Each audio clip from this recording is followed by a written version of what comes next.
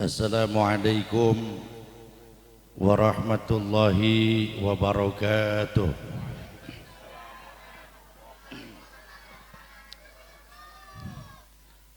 Bismillahirrahmanirrahim. Alhamdulillahi rabbil alamin. Wassalatu wassalamu ala asyrafil anbiya'i wal mursalin. Sayyidina wa habibina wa syafi'ina wa maulana Muhammadin wa ala alihi wa sahbihi ajma'in, amma ba'du.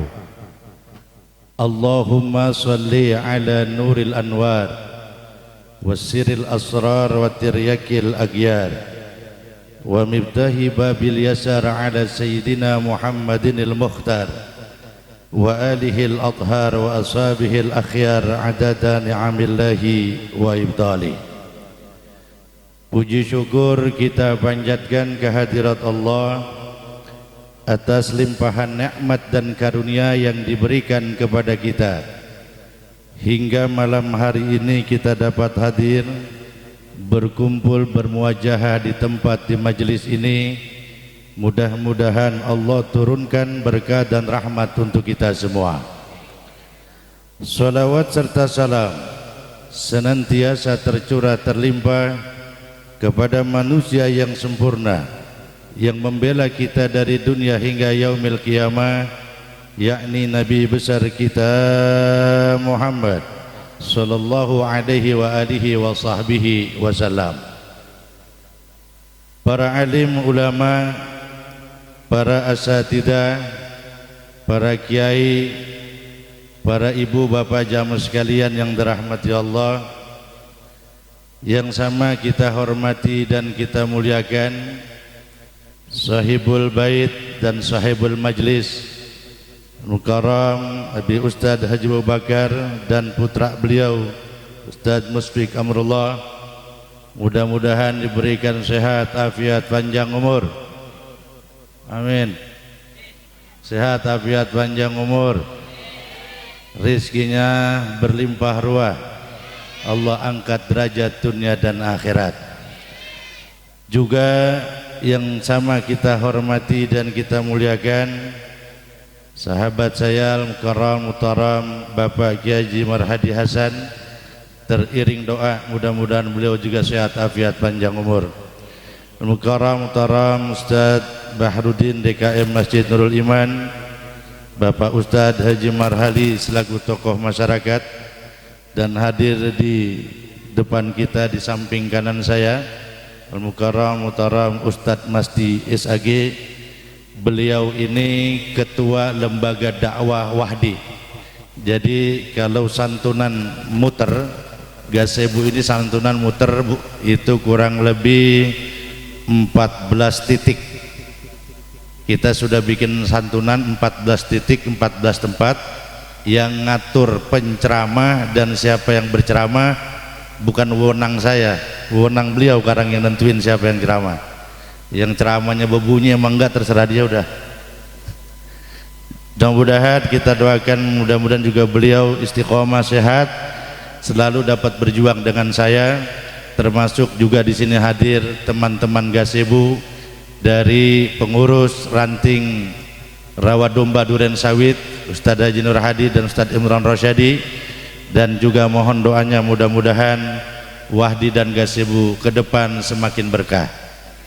Al-Mukarram Ustadz Halim, Bapak Dwi Anggia Permadi S, owner travel Haji Umroh Barakah Mumtaz, Bapak Haji Badrut Taman, datang nggak dulu? Enggak ada. Bapak Rusdiana Ketua RW dan Bapak Saman Ketua RT. Kita doakan semuanya yang saya sebut ataupun tidak selalu dalam lindungan dan berkahnya Allah Subhanahu wa taala. Para ibu bapak jamaah sekalian yang dirahmati Allah, sebelum saya lanjut, kalau model kayak ceramah begini mendingan panjang atau mendingan pendek nih? Panjang. Jangan ikut-ikut aja Bang, diam-diam aja dulu. Kira-kira mau panjang atau pendek Bu? Ngomong panjang aja, sampai getem banget, biasa aja. Ini ngomong panjang romannya baru melet-melet. Kalau kita bicara malam hari ini acaranya apa Ustaz Musbik? Menyambut Maulid Nabi. Tidak ada satu tempat yang paling nikmat. Idza marartum biryadil jannah farta'u. Kalau kita nih Bu, yakin nggak ibu masuk surga?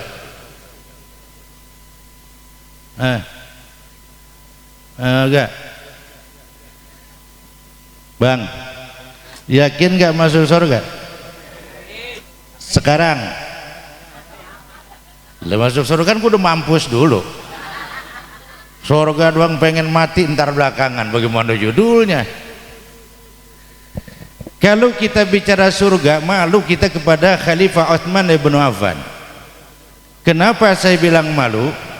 Khalifah Utsman ketika bertalaki dan berhalaqah dengan baginda Rasul sallallahu alaihi wasallam, Rasulullah bicara surga, Khalifah Utsman tidak tersenyum. Rasulullah bicara tentang neraka, Khalifah Utsman tidak terlihat kecut dan takut. Tapi ketika Khalifah Utsman, Rasulullah bicara tentang mati dan kematian, Khalifah Utsman mencucurkan air matanya dengan sangat amat deras. Selesai berhalaqah, sahabat yang lain tanya kepada beliau, wahai Utsman, ketika Rasulullah bicara tentang surga, engkau taklah nampak di wajahmu, raman wajahmu, engkau bergembira bahwa engkau akan masuk surga. Ketika Rasulullah bicara tentang neraka, tidak ada tampak segaris dan seurat dari wajahmu takut, kecut akan neraka. Tapi saat Rasulullah bicara kematian, kenapa kau menangis saking derasnya?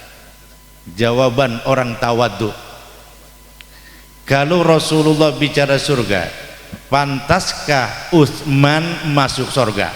Ini bayangin Bu, sekelas Khalifah Utsman dibilang pantas emang saya masuk surga. Kita kan zaman sekarang kagak, jidat baru pada pecah doang udah ngomong ahli surga, ya kan? Kita jalanin itu ibadah Bu. Kalau kita mau ngomong tentang surga, kita ngomong tentang surga, ibadah yang kita lakukan dan kita kerjakan, sholat wajibkah, sunnatkah, pekerjaan sunat lainkah, hatta walaupun mungkin kaki kita bengkak melaksanakan sholat sunnah, belum tentu itu menjadi jaminan kita masuk surga. Kenapa? Ibadah kita sama nikmat Allah enggak seimbang. Wa in ta'udhu ni'matallahi la tuhsuha.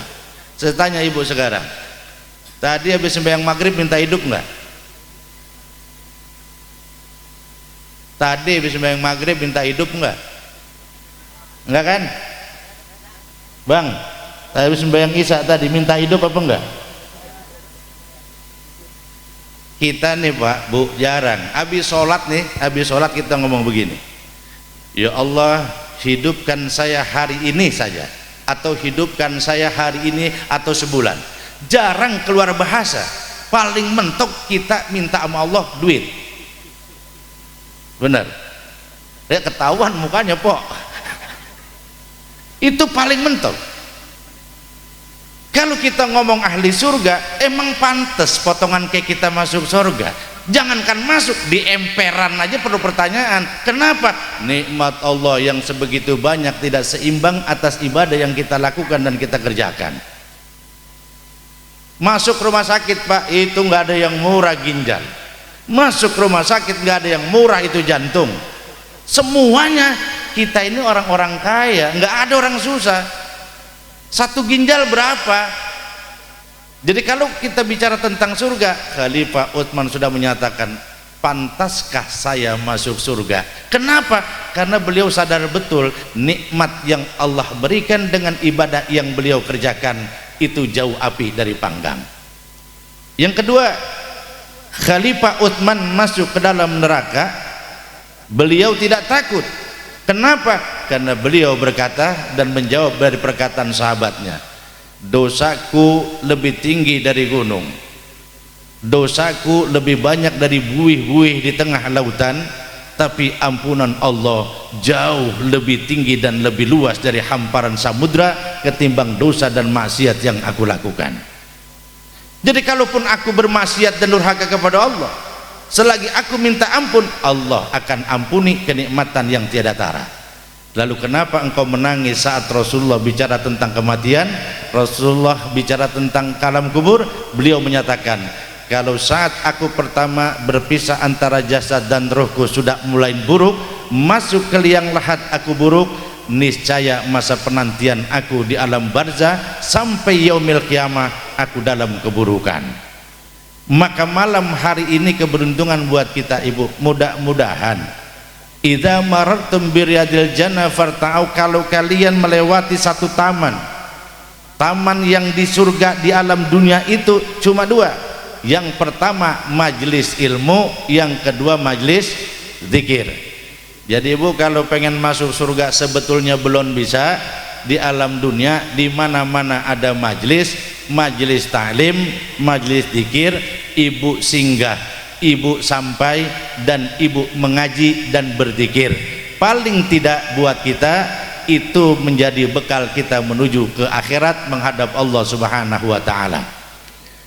Kalau kita bicara zaman sekarang, Bu, jamaah sekalian yang dirahmati Allah, ini kalau kita bicara ngaji dan zikir, ini jadi amal soleh.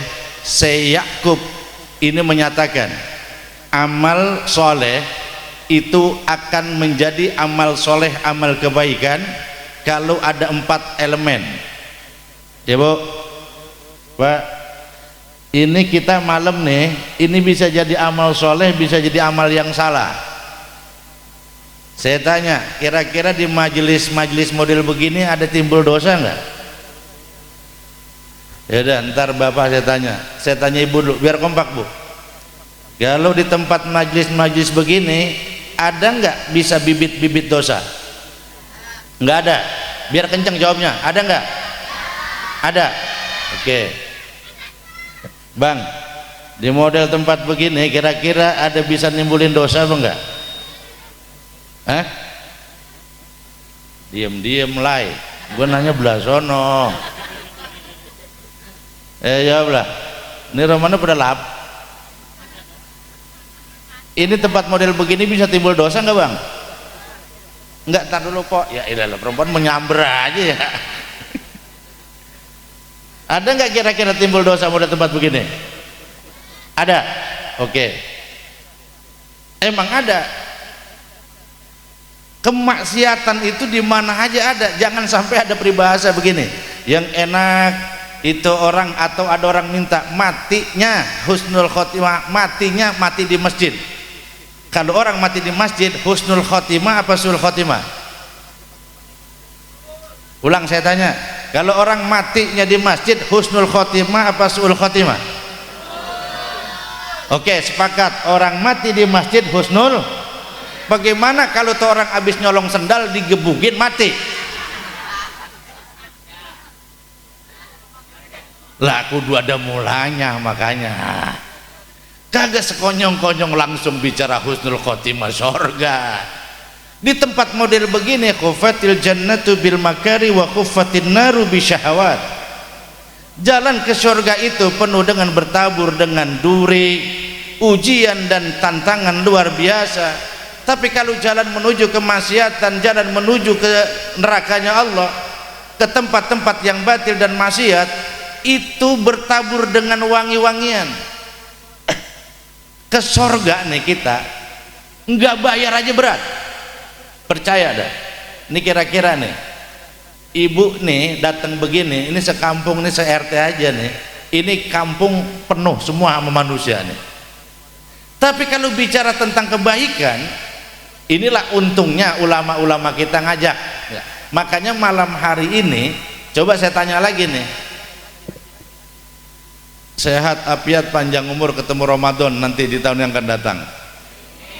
Karena Ramadan nanti jatuhnya tinggal bulan apa tuh? Februari, udah bulan puasa lagi aja po, udah puyeng lagi aja. Mudah-mudahan sampai bulan puasa kita, amin. Jawab jujur, jangan ada dusta di antara kita. Biasa aja keles. Jujur nih ya, pernah gedeg nggak Imam Traweh?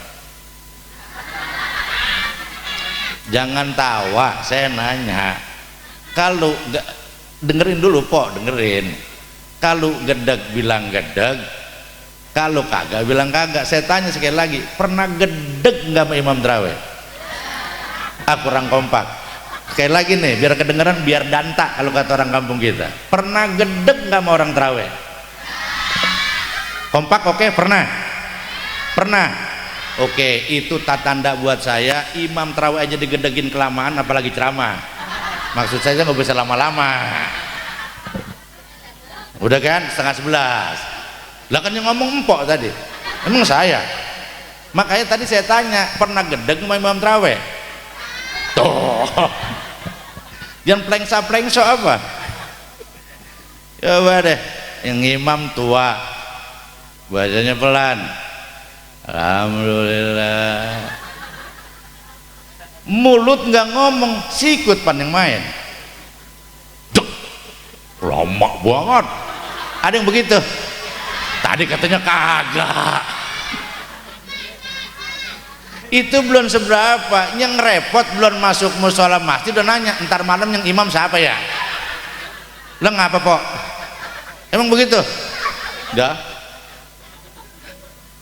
Ini saking jujurnya, wah ilah ilah. Nah, berarti fake nih ya, saya ceramah nggak lama-lama. Lah imam tarawih aja digedegin, apalagi tibang ceramah. Belum pada makan kan? Tuh, apalagi orang kalau lagi lapar galak, jangan macam-macam orang lapar. Orang lagi lapar, ustadz nyampe ngomong, Allah Ta'ala, wa tabok ustadz. Bu, ini secara ilmu kejiwaan psikologis. Makanya begini, kita ini kalau nyuruh anak, satu bangun tidur, yang kedua anak lagi makan, jangan pernah sekali-kali dibentak. Itu nasi Bu, yang ukuran masuk ke mulut muntah semua ke muka emaknya, saking sewotnya. Ini secara kejiwaan, nanti timbul dendam tuh. Makanya saya bilang, kalau model urusan begini mah kelamaan jangan, kebangatan pendek kata siapa. Giliran yang imam rada muda nih, suaranya kenceng.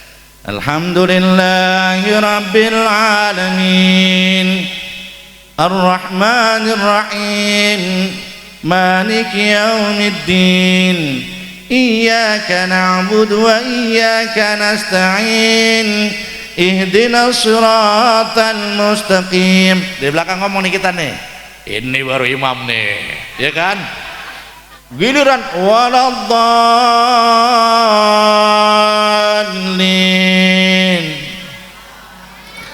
nggak ada yang nyuruh, serentak amin. Kenapa? Semangat. Klesar waladolin al-baqarah yang dibaca. Kira-kira gedeg lagi aja apa enggak? Emang makmum brengsek. Dikasih yang pelan dia ngedumel, dikasih yang enakan dia dumel juga. Inilah orang Islam. Nah, maka malam hari ini mudah-mudahan yang pertama kita tadi ini sudah singgah ke majelis zikir, yang kedua kita singgah ke majelis ilmu, sesungguhnya kita sudah masuk ke dalam surganya Allah Subhanahu wa taala. Jadi yang pertama ini akan jadi amal soleh tergantung daripada niat. Yang kedua ilmu, yang ketiga ikhlas, yang keempat sabar. Ingatin Bu, pekerjaan kita jadi amal soleh, jadi amal baik kalau ada 4 faktor. Yang pertama apa Bu? Ini jangan asal pulang kagak ada yang dibawa ini. Begitu pulang tadi bagaimana ngonong ceramah masalah imam, emang gue lagi gedeg sama dia ya. Yang pertama nih, yang kedua yang ketiga yang keempat yuk niat lurus kita barang bener. Kerjaan baik jadi buruk niat yang salah, kerjaan kecil jadi besar karena niatnya yang benar. Ada pekerjaan besar akan tidak menjadikan sesuatu kebaikan kalau niatnya udah salah, bahaya. Makanya saya termasuk nih Bu, ngajakin orang sedekah sehari. Nih koordinator nih, itu ngajak sedekah sehari 1.000. Kalau sebulan berarti berapa duit Bu? 30.000. Banyak dikit? Banyak dikit? Banyak dikit? Sehari 1.000 dikalkulasi sebulan cuma 30.000. Tapi nggak segampang kita jawab dikit Bu. Kenapa? Ibadah itu didukung dengan kemauan, bukan kemampuan. Ingat nih, ibadah didukung bukan cuma dengan kemampuan, tapi yang paling utama adalah kemauan. Orang udah kalau niat jalan jadi, nggak jadi rintangan apapun kalau sudah niat. Ada satu cerita ketika saya umroh ngajak satu jamaah, ini ibu-ibu nih yang paling primpen, emang ibu-ibu dibanding bapak-bapak ya. Ibu-ibu mah imet, tau imet, dia rapi banget tuh, duit sampai dikuntel-kuntel sampai udah bulukan. Kalau kita nih jadi laki, wah boro-boro begitu, yang ada punya duit ceban, hari itu kelar. Ini satu saat saya bilang waktu mau acara mulai pendaftaran, saya tanya dari semua jamaah, ibu siapa di antara jamaah atau ibu yang pergi umroh itu mengumpulkan uang sedikit demi sedikit? Dia nunjuk, nggak ada suara, cuma dia nangis. Dia cuma dagang nasi uduk, setiap kali satu hari untungan itu dia taruh 10.000, kalau ada lebihnya dia tambahin lagi. Murni itu duit apa gempe uang atau gempe, ini bahasa Betawi modern ini. Itu udah sampai nempel tuh duit Bu. Kenapa? Ketika saya tanya apa yang menyebabkan ibu seperti ini, saya punya kemauan, saya ingin berziarah ke makam Rasulullah SAW. Jadi ini udah sampai masuk tadi karena kita menyambut bulan suci atau bulan Maulid Nabi besar kita Muhammad SAW. Ini dari niat. Saya mohon maaf, mungkin bisa ini jadi pendorong.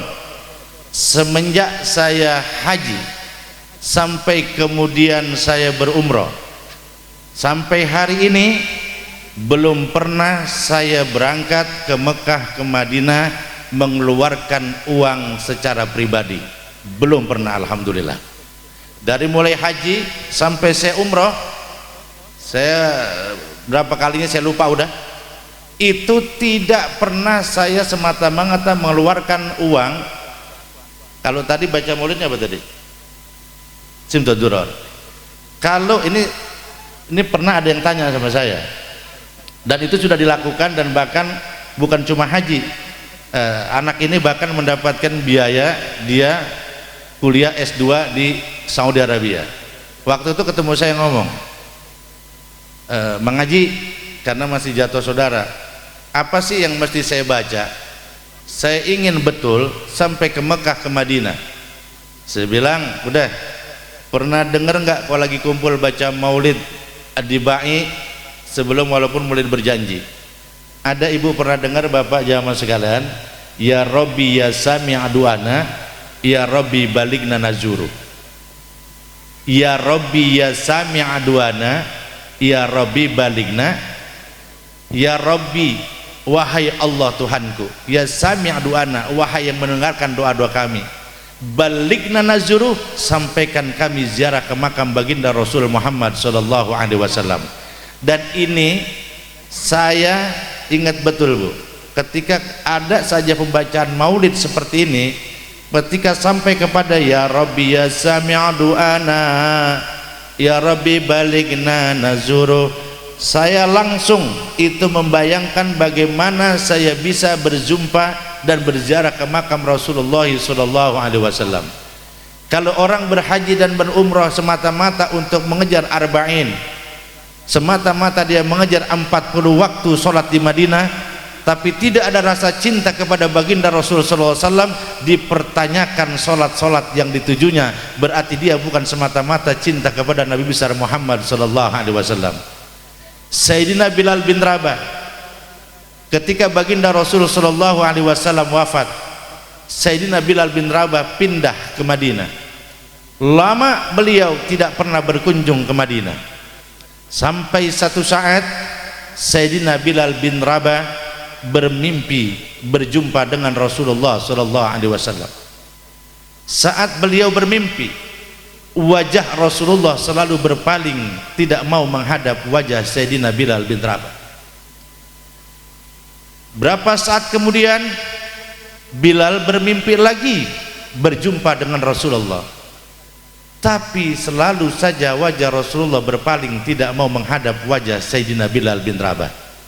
Sampai satu saat yang ketiga, menangis Sayyidina Bilal bin Rabah, dia bertanya kepada sahabat yang lain, wahai sahabat, aku bermimpi berjumpa dengan Rasulullah, tapi Rasulullah tidak mau wajahnya berhadapan dengan aku. Apa yang menyebabkan Rasulullah tidak mau berhadapan dan menatap wajahku? Sahabat Sayyidina Bilal bin Rabah mengatakan, wahai Bilal, semenjak engkau pindah dari Madinah setelah Rasulullah SAW wafat, apakah engkau sudah berziarah ke makam Rasulullah? Ternyata Sayyidina Bilal bin Rabah tidak pernah berkunjung dan tidak pernah sampai ke Madinah berziarah ke makam Rasulullah SAW. Sampai pada akhirnya Sayyidina Bilal bin Rabah berziarah ke Madinah. Baru sampai masuk kota Madinah, tidak sanggup Bilal bin Rabah menahan derasnya air mata. Jangankan Bilal bin Rabah, unta-unta yang ketika berangkat dari Mekah ke menuju Madinah, itu satu saat unta itu seakan-akan tidak mau berhenti dan beristirahat. Ketika itu Rasulullah SAW sampai pernah bertanya, kenapa unta-unta ini semakin keras, semakin kencang? Ketika ada orang yang bertanya tentang seperti ini, ternyata unta-unta ini hanya ingin berjumpa dengan Nabi besar Muhammad SAW. Jangankan Sayyidina Bilal bin Rabah, unta-unta saja rindu kepada Rasulullah SAW. Sampai satu saat ketika sampai di Masjid Nabawi, diikrarkan untuk Bilal bin Rabah melaksanakan azan. Sampai Imam Hasan wal Husain memeluk erat Sayyidina Bilal bin Rabah. Ya Am Bilal, wahai engkau paman Bilal, azan kembali seperti hal ketika datukku ada baginda Rasul mengumandangkan azan, agar seluruh penduduk Madinah bisa hadir dan mengetahui bagaimana azan yang kau kumandangkan saat datukku, kakekku masih ada. Berdiri. Allahu Akbar, Allahu Akbar. Semuanya ini penduduk Madinah lari. Rasulullah hidup lagi. Rasulullah hidup lagi. Kenapa? Karena penduduk Madinah hafal betul, kalau sudah Bilal bin Rabah yang adzan, maka Rasulullah sudah ada di Masjid Nabawi. Tapi ketika Sayyidina Bilal bin Rabah mengucapkan asyhadu an la ilaha illallah, Sayyidina Bilal bin Rabah masih sanggup. Tapi ketika beliau mengatakan wa asyhadu anna Muhammad, belum sampai selesai Sayyidina Bilal bin Rabah jatuh pingsan. Bangkit lagi, adzan lagi, menyebut nama Nabi Muhammad, tidak sanggup, pingsan lagi. Nyebut nama Nabi Muhammad, pingsan lagi. Sampai orang bertanya, ada apa denganmu wahai Bilal? Apa jawab Sayyidina Bilal bin Rabah? Hatiku tidak sanggup menyebut nama Nabi Muhammad. Kerinduanku semakin memuncak. Kerinduanku membakar hati dan kalbuku. Sampai hari ini aku tidak pernah meninggalkan bagaimana tatapan Rasulullah SAW. Pantas ada satu sahabat ketika sedang di ladang, dia bertanya kepada orang yang lewat, kenapa kau murung? Engkau tidak pernah mendengar berita. Ada berita apa? Bahwa Rasulullah SAW telah wafat. Apa yang diminta oleh sahabat Rasulullah SAW? Allahumma dhab basirik, ya Allah, hilangkanlah penglihatanku. Seindah-indahnya gunung, seindah-indahnya hamparan gurun, tidak akan pernah begitu luar biasa. Percuma yang aku lihat paling indah di alam dunia kalau aku tidak berjumpa dengan Rasulullah sallallahu alaihi wasallam. Bagaimana ada satu sahabat ahli ibadah di pojokan Masjid Nabawi, dia menangis lagi. Sahabat bertanya, apa yang kau tangisi? Tidak ada. Ketika sampai kepada telinga Rasulullah sallallahu alaihi wasallam, ditanya oleh Nabi, apa yang menyebabkan engkau menangis? Bukankah engkau aku doakan sudah masuk surga? Apa jawab sahabat Rasulullah sallallahu alaihi wasallam? Yang aku takutkan ya Rasul, Allah masukkan ke dalam surga tapi aku tidak berjumpa dengan engkau. Percuma aku masuk surga seandainya aku tidak berjumpa dengan engkau ya wahai Rasulullah sallallahu alaihi wasallam. Nah, malam hari ini mudah-mudahan menjadikan ajang pembuktian buat kita bahwasanya kumpulnya kita, hadirnya kita di tempat ini semata-mata karena cinta kepada Nabi besar kita Muhammad sallallahu alaihi wasallam. Ayo Bu, tanamin niat kita di bulan Maulid ini karena semata-mata kita cinta kepada Nabi besar kita Muhammad sallallahu alaihi wasallam. Yang kedua, ilmu. Ibu ngaji, bapak kita semuanya, sampai kapanpun jangan pernah kita nggak ngaji. Fakullu man bi ghairi ilmin ya'malu a'maluhu mardudatun la tuqbalu. Ini yang repot. Udah Bu, bisa ngaji sama kagak, yang penting kita hadir aja dulu. Ntar juga ketempelan. Ada satu bocah Bangor, buadernya nggak ketulungan, ngikutin Habib 3 bulan Ustaz Masdi, tukang nenteng-nentengin sendal nih bocah. Asal Habib ngaji ditaruh, Habib mau pulang dia kasih Habib kagak ada, sendal orang dibawa. Dulunya masih penyakit begitu. Pas dapat 3 bulan pulang, Ustadz belum pada nyampe. Ini lagi musim bulan rawahan kan, Ustadz laku bener tuh. Lempengan itu Ustadz bisa galak itu. Kalau lu mau habis johor, kata Ustadz tuh. Kalau bisa gua nggak ada, udah 3 nih nggak bisa gua. Emang lempangan laku di situ doang udah. Ustadz belum nyampe, kata emaknya ngomong sama bapaknya, Bang, anu bocah kita kan ngikut Habib ya, udah 3 bulan, dia bisa baca doa kali. Lalu gua tanya, ditanya, begitu disuruh baca doa, ini bocah keringetan segede-gede jagung. Apa yang gue baca? Pas kagak lama udah biarin dah, nyenangin orang tua. Nah, ini penting nih. Itu begitu kata nyenangin orang tua, otaknya langsung jalan.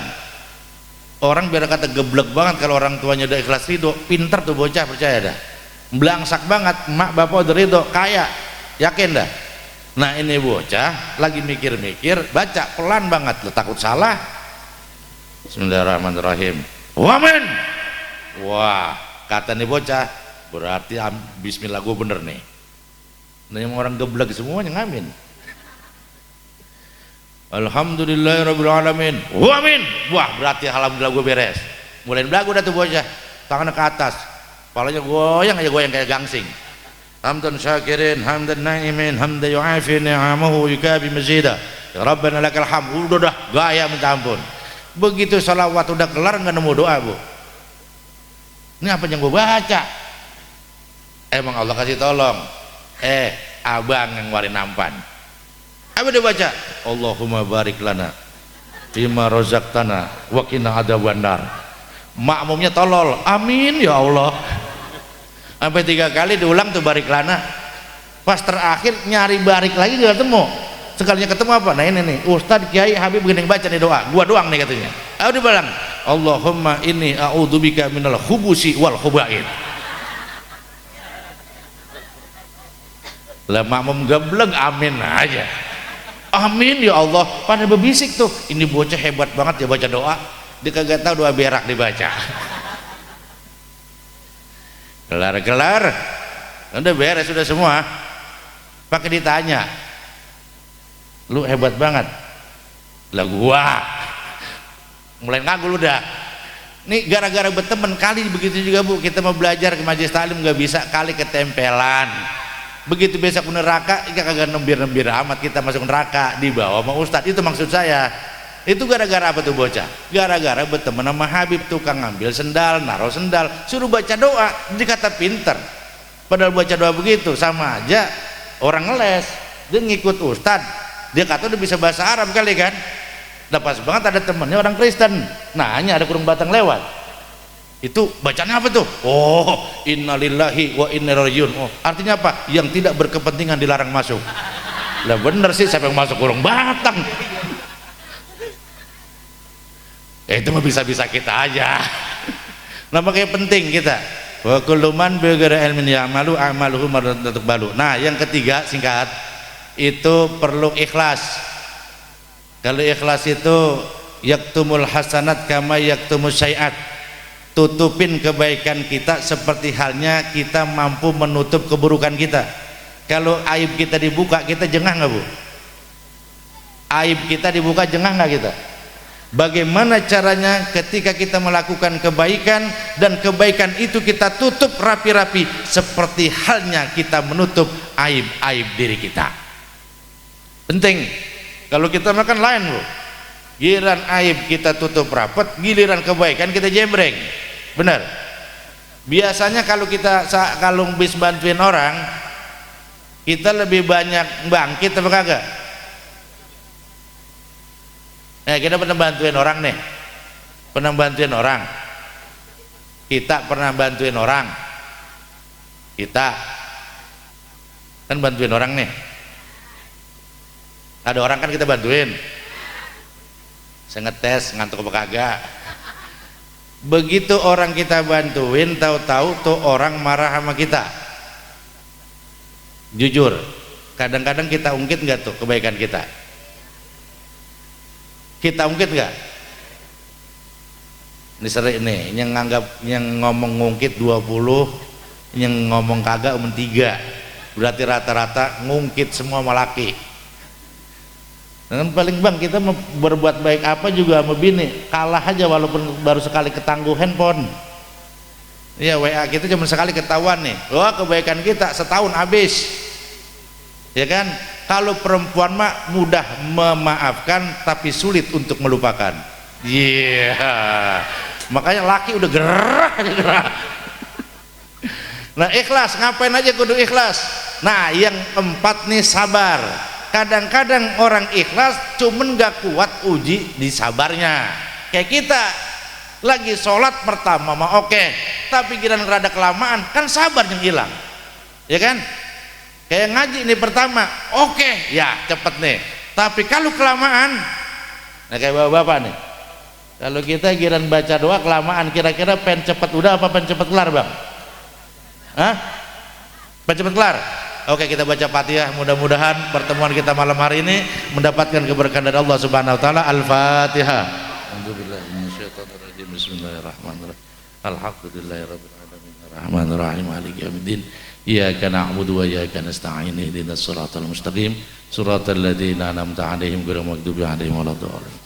Ini saja yang dapat saya sampaikan, lebih kurang saya mohon maaf. Wallahul muwaffiq ila aqwamit thoriq. Wassalamualaikum warahmatullahi wabarakatuh.